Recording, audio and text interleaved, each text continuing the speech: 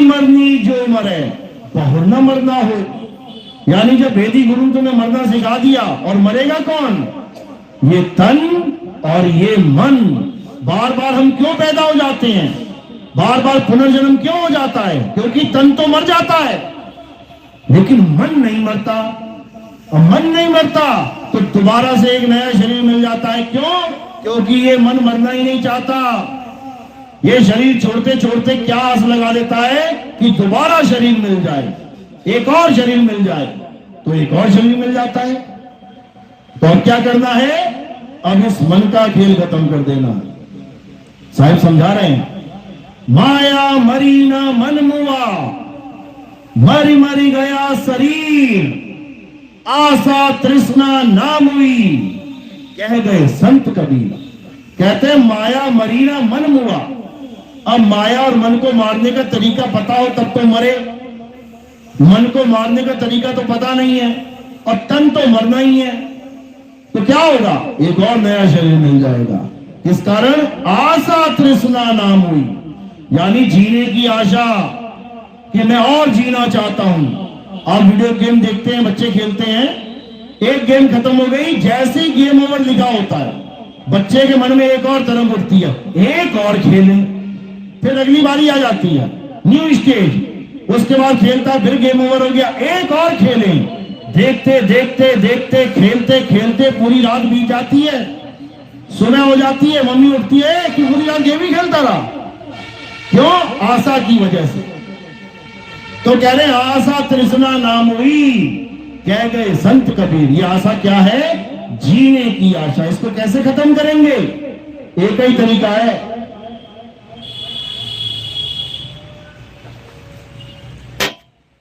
जीने की आशा को खत्म करने का एक ही तरीका है। अब जीने की आशा है किससे, पहले तो ये समझ लेते हैं। कौन है जो जीने की आशा लेके बैठा है? कौन है वो? मरने वाला। जो मरने वाला है वही जीवन की आशा लेके बैठा है। हॉस्पिटल में जाके देख लो, जो मरने वाले हैं, आईसीयू में हैं, इमरजेंसी वार्ड में बैठे हैं, डॉक्टर कह रहा है कर लो सेवा 2-4 दिन बस। अब उस मरने वाले आदमी के पास तुम 50 लाख का सोना लेके जाओ, 50 करोड़ का सोना ले जाओ, अरबों खरबों रुपया ले जाओ, जो कल मरने वाला है उसको कहो ले भैया पैसा ले ले। खुश है? वो कहेगा भाई ले जा जाके इसको गाड़ दे, कहीं फेंक दे, हटा दे इसको, ये मुझे नहीं चाहिए। क्यों नहीं चाहिए? सारी उम्र तो इसी के पीछे भाग रहा था। अरे अगर इतना पैसा मेरे पास होता मैं डॉक्टर को देके ये कह देता मुझे और जीवन दे दे। नहीं चाहिए ये, तो क्या चाहिए? किस चीज की आस है? जीने की आस है। मैं जीना चाहता हूं। तो ये जीने की आस किसे होती है? जो मरने वाला होता है। कहते ना, एक गाना है ना, हम तुम्हें चाहते हैं ऐसे, कैसे? मरने वाला कोई जिंदगी चाहता है जैसे। यानी इससे ज्यादा मैं क्या बोलूं? यानी 3 लोग की प्रॉपर्टी एक तरफ और मेरी चाहत एक तरफ। चाहत क्या है? वो तो गाना है, चलो किसी लड़की को चाहता है, किसी प्रेमिका को चाहता है। यहां कौन किसको चाहता है?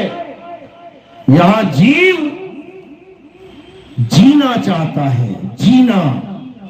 और जीना कौन चाहता है पता है? जो अमर है। जो अमर है वो जीना और चाहता है। जीव क्या है? नाशवान है क्या? मर जाएगा क्या?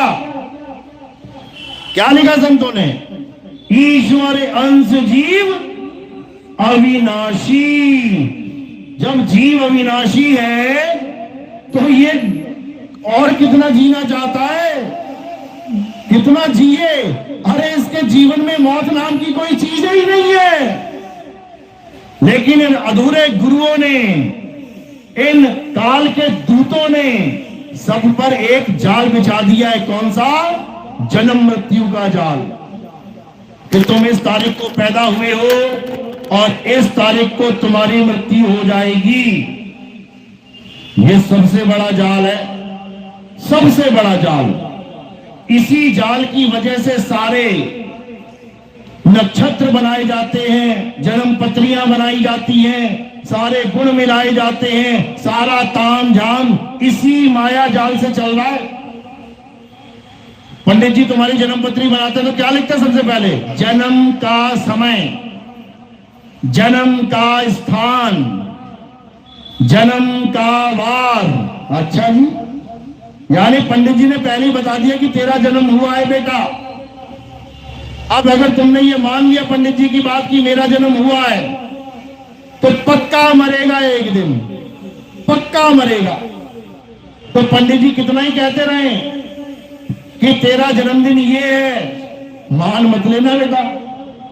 पंडित जी को कहना, पंडित जी मैं अविनाशी हूं, मैं मालिक का जीव हूं। जैसे मालिक अविनाशी है वैसे ही मैं भी अविनाशी हूं। मेरी मौत का सामान मत बना। ये मेरी मौत का सामान बना रहा है तुम, तो मरवा देगा किसी दिन मुझे। इसलिए भूल जाओ कि तुम्हारा कोई जन्म तिथि है, तुम्हारा कोई जन्मदिन है।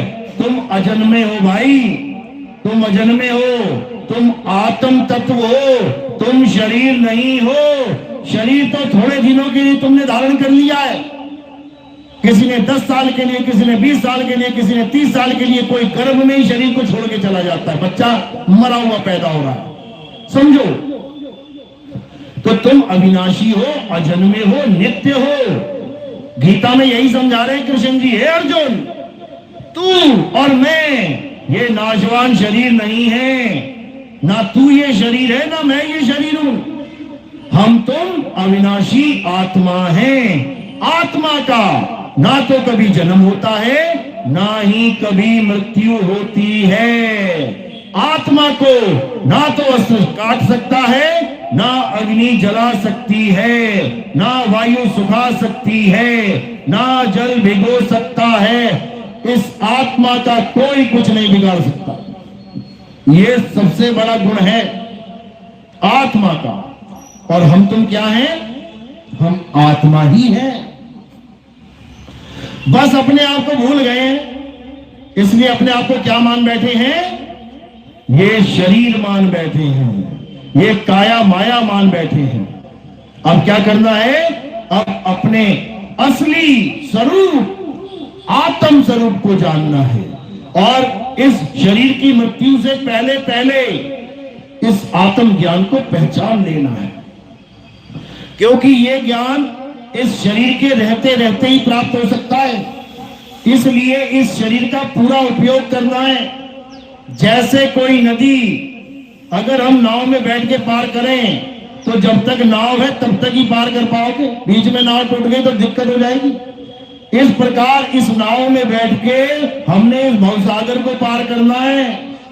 यानी ये नाव, इससे पहले कि ये नाव छूट जाए, तुम अपने असली ज्ञान में आ जाओ, अपने असली स्वरूप को प्राप्त कर लो, तब तुम्हारा कोई कुछ नहीं बिगाड़ पाएगा।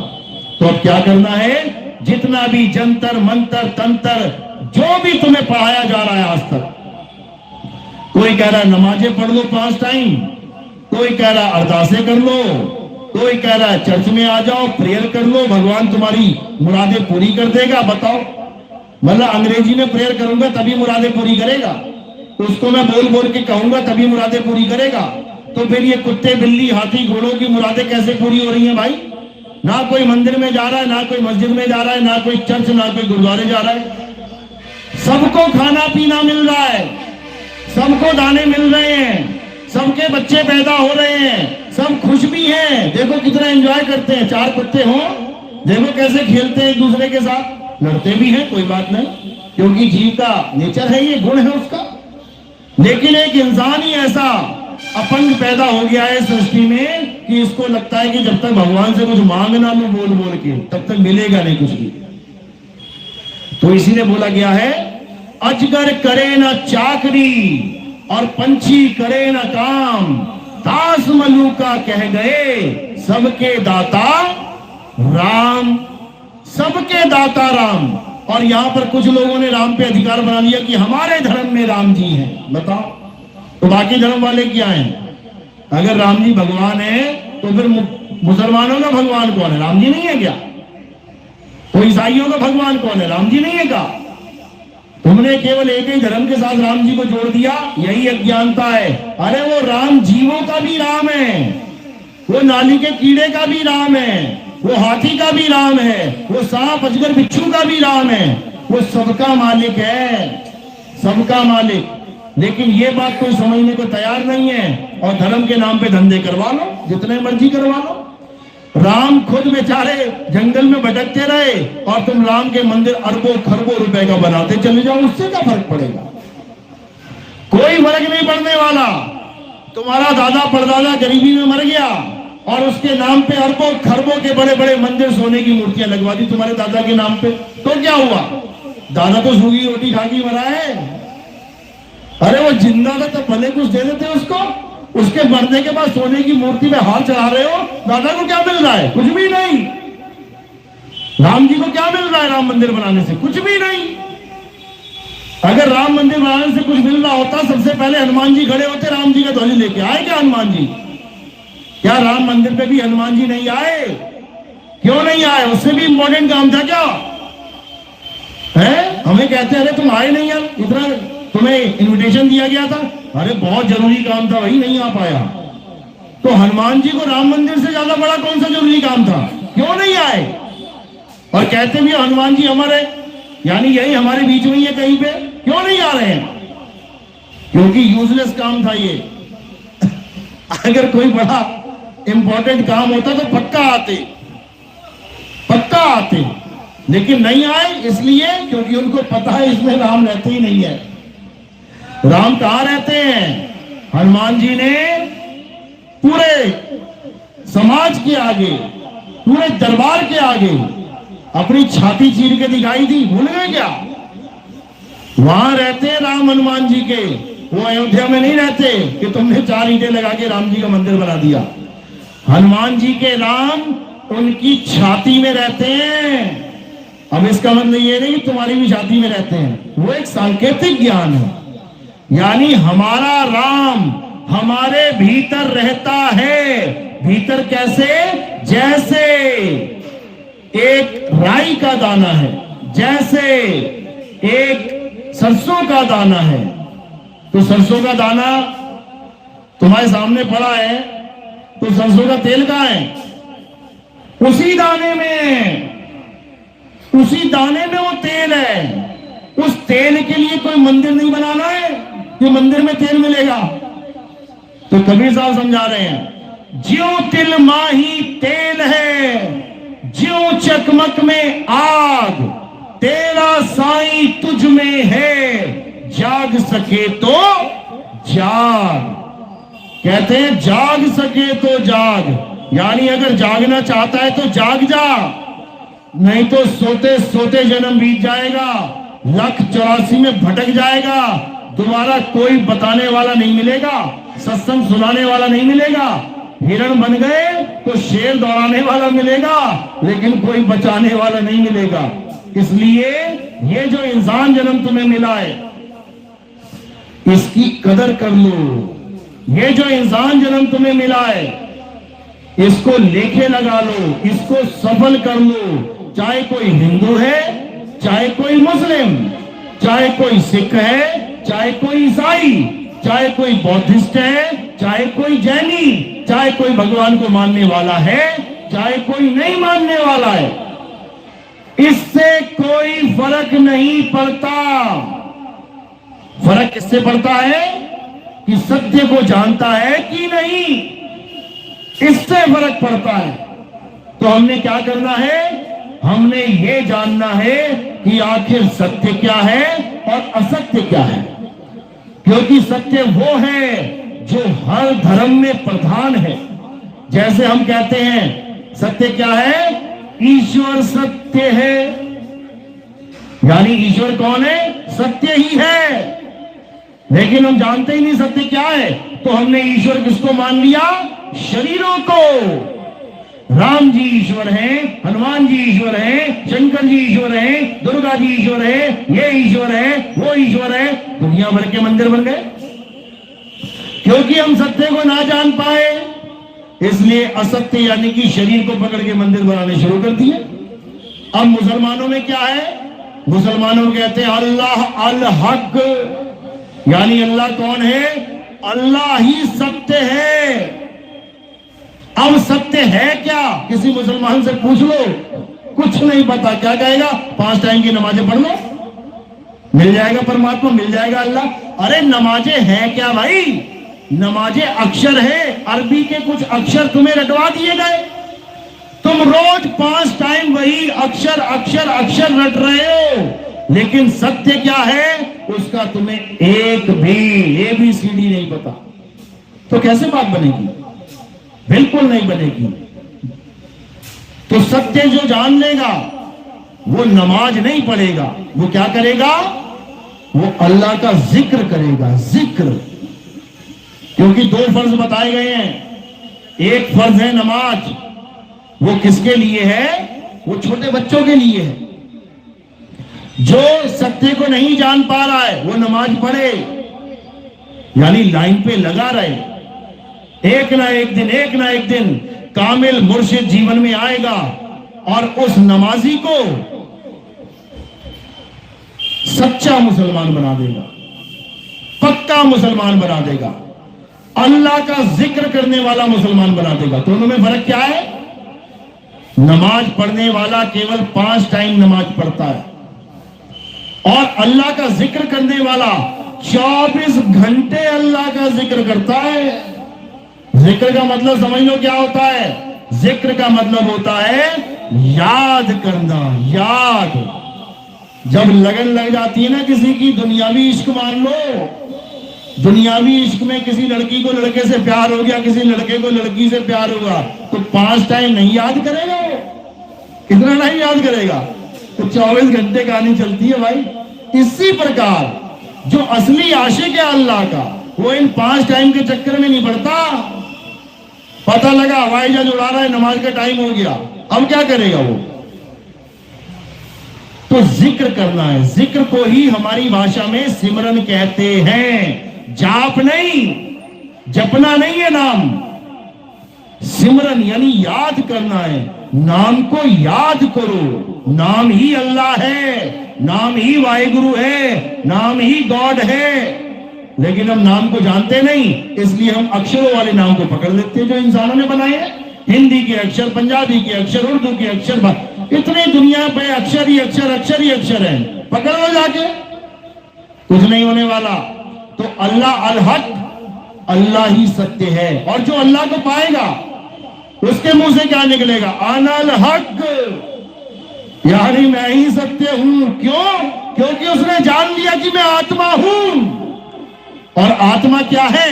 सत्य है। तो वो यही तो कहेगा मैं आत्मा हूं, यानी मैं सत्य हूं। जिसने अनल हक बोला उसको जहर पिला दिया गया। देख लो इतिहास, किसने बोला था अनल हक? है बहुत से बाबाओं ने बोला। जिस भी बाबा ने बोला, मुसलमानों ने उसको जहर पिला दिया। क्यों? कहते देखो अपने आप को खुदा बता रहा है। अरे खुदा सत्य है और सत्य आत्मा है, और तुम आत्मा ही हो। खुदा तो नाम रख दिया गया है सत्य का, किसी ने खुदा रख दिया, किसी ने अल्लाह रख दिया। कुरान में 99 नाम रखे गए हैं सत्य के। कादिर, करीम, कितने कितने नाम रखे हैं। तो ये कौन है फिर अलग अलग नाम? तो सत्य के ही नाम है। इसी प्रकार सत्य का एक नाम और है आत्मा। हे अर्जुन, आत्मा ही सत्य है, और हमने क्या बनना है?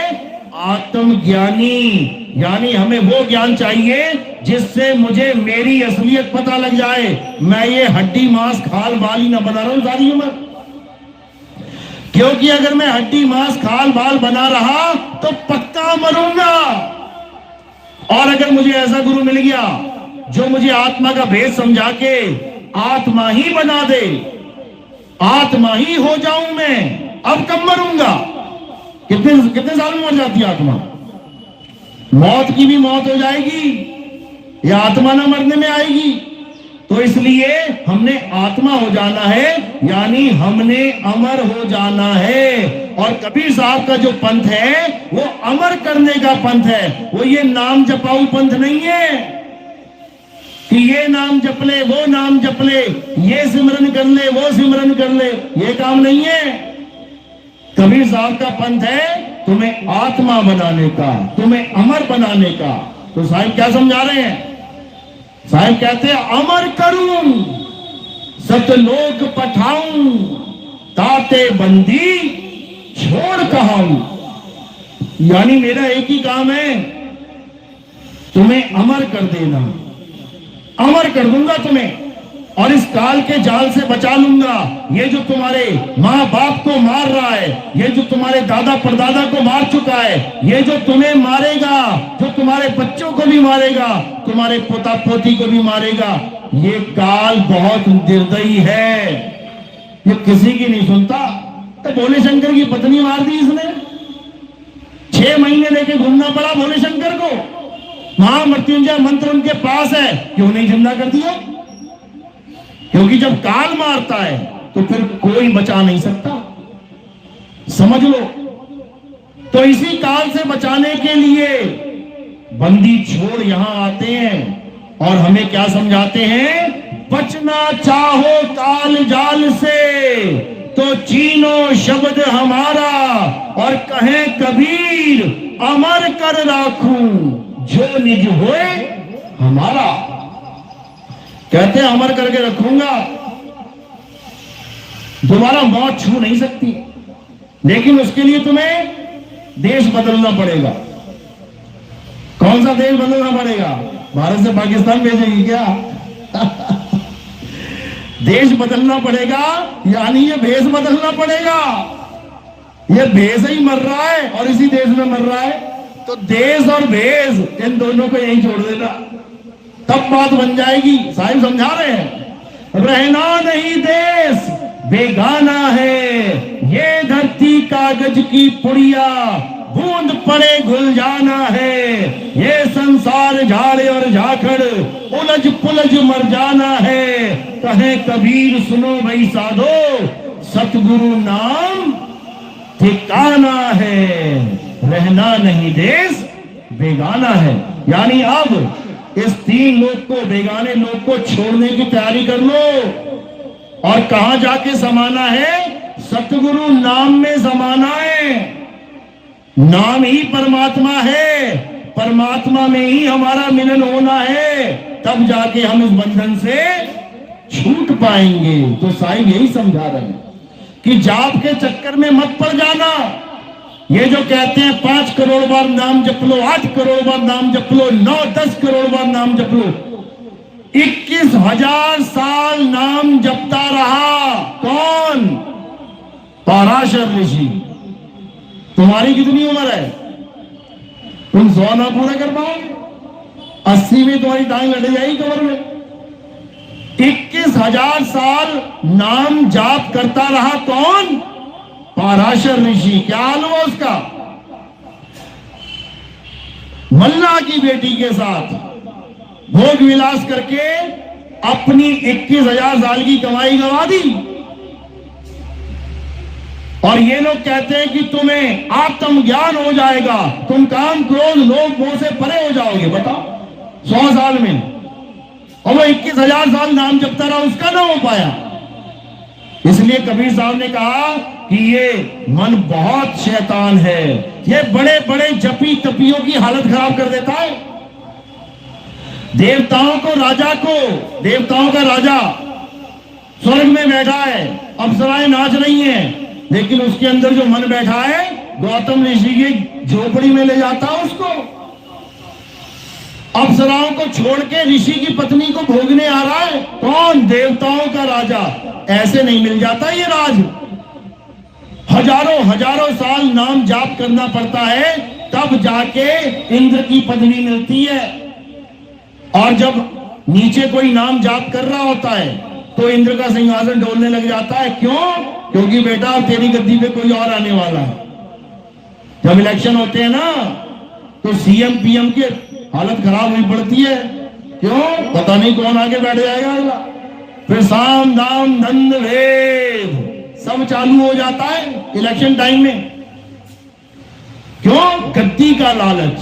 गद्दी नहीं रही तो कौन इंद्र कहेगा मुझे?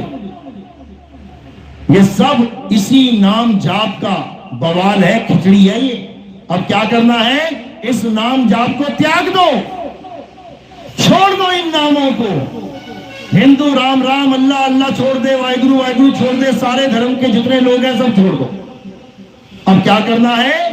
अब अपनी आत्मा के साथ अपने ध्यान को जोड़ लो। हे अर्जुन, जो अपनी आत्मा को अपने इसी जन्म में प्राप्त कर लेते हैं, उसी आत्मा में स्थित हो जाते हैं, उसे स्थित प्रज्ञ कहते हैं। अब स्थित प्रज्ञ बन जाना है। अब आत्म ज्ञान में ऐसा दृढ़ हो जाना है, किसी नाम की जरूरत ही नहीं रह जानी है। समझ लो। तो ये ज्ञान कब होता है? जब तुम्हारे जीवन में कोई भेदी संत आता है। भेदी तो भेदी क्या बताएगा? नाम नहीं जपवाएगा, भेदी तुम्हें भेद समझाएगा। भेद का मतलब होता है रहस्य। तो भेदी किसका रहस्य बताता है?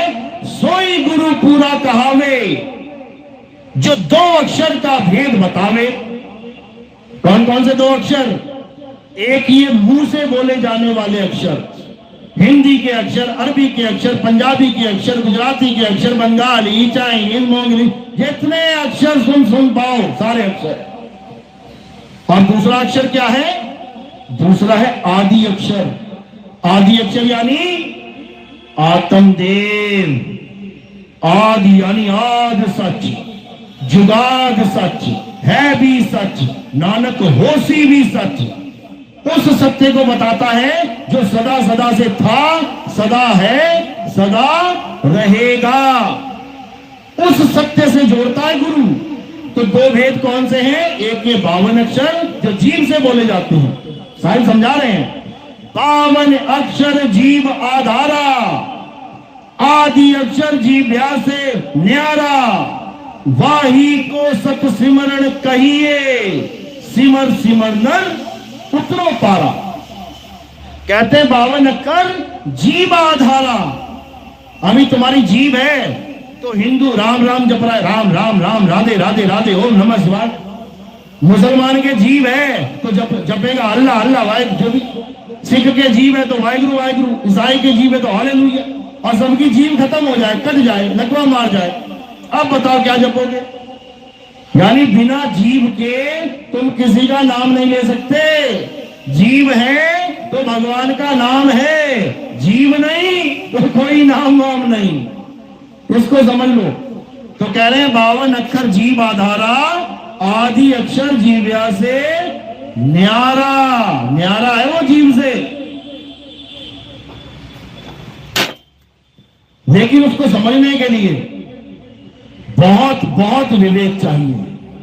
इतना विवेक चाहिए कि तुम्हें सोच भी नहीं सकते तुम कि तुम्हारे साथ क्या होने वाला है। अगर तुम्हारा विवेक जग गया तो तुम्हें क्या महसूस होगा कि बाप रे बाप, ये सारी दुनिया जा कहां रही है, ये सारी दुनिया जा कहां रही है, सत्य क्या है और क्या पकड़ के बैठी है सारी दुनिया। केवल हिंदू नहीं, केवल मुसलमान नहीं, केवल सिख नहीं, केवल ईसाई नहीं, सारी दुनिया तुम्हारे अंदर कूट कूट के दया भर जाएगी कि कैसे समझाऊं इनको मैं।